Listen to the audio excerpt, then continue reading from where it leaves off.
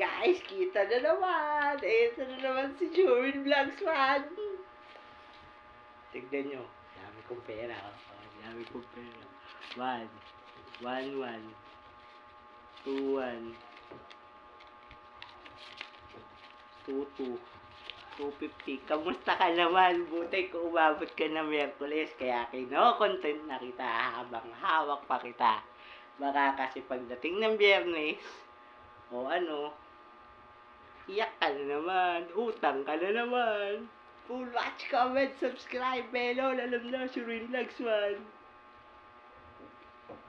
Para sa aking mga loyal viewers.